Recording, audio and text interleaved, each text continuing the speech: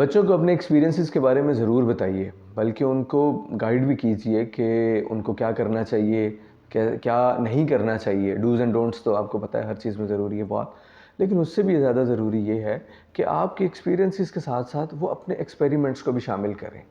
अपना रिसर्च करना उनको आना चाहिए, उनका थिंकिंग प्रोसेस होना चाहिए और उनको मुआशरे से सबक सीखना चाहिए। उनके पीयर्स क्या कर रहे हैं, उनके क्लास फेलोज़ कहाँ होते हैं, क्या कर रहे हैं, अगर वो डिग्री कंप्लीट की है उन्होंने तो वो डिग्री कंप्लीट करने के बाद क्या क्या कर रहे हैं, ये बहुत ज़रूरी है।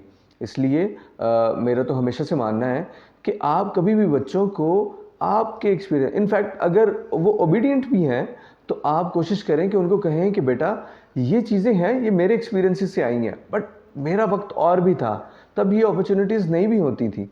तो अब अपॉर्चुनिटीज़ डिफरेंट हो गई हैं। हम वैसे भी इस वक्त डिजिटल दौर में हैं और आप बड़ी आसानी से पूरी दुनिया में होने वाले जितने भी इवेंट्स हैं उनको बड़ा इजीली एक्सेस कर सकते हैं, उनकी इन्फॉर्मेशन तक, और कुछ भी सीखना चाहें बड़ी आसानी से सीख सकते हैं।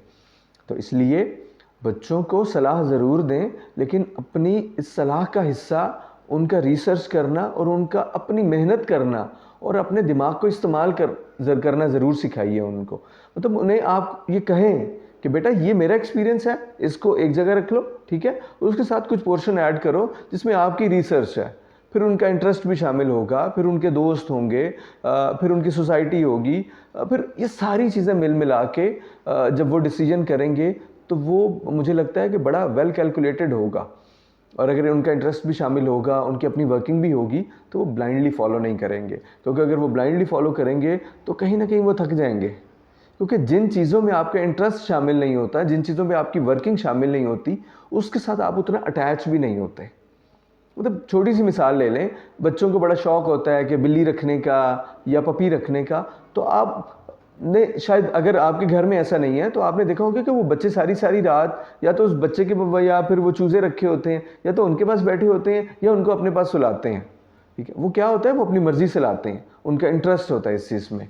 इसलिए बच्चों को एक चीज़ सीखना बहुत इम्पॉर्टेंट है कि उन्होंने ख़ुद से कैसे इल्म हासिल करना है, और वो सिर्फ बुकिश नॉलेज नहीं होगा, वो सोसाइटी का होगा, वो प्रैक्टिकल लाइफ से होगा, डिफरेंट लोगों से मशवरा किया होगा, राय ली होगी, उसमें अपनी अदर देन स्टडी जो नॉलेज वो लिया होगा, सेल्फ लर्निंग होगी। ये बहुत सारी चीज़ें हैं।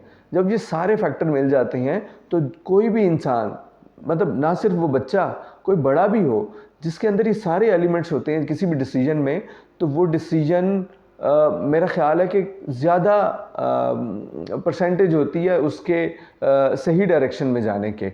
आपने रिसर्च की हो ये सारी चीज़ें, तो ये बहुत इंपॉर्टेंट बातें हैं। और अगर आपको लगता है कि इस तरह की चीज़ें हैं और हमें ऐसे टॉपिक डिस्कस करना चाहिए, तो आप कमेंट सेक्शन में ज़रूर बताइएगा। मैं इस तरह के और भी टॉपिक्स बहुत सारे ऑब्वियसली मेरे जहन में हैं, मैंने तो उसको उनको लिस्ट डाउन भी किया हुआ है। आपकी नज़र में अगर कोई ऐसे टॉपिक हैं जो मुझे डिस्कस करना चाहिए तो ज़रूर बताइए, हम इंशाल्लाह उनको भी डिस्कस करेंगे।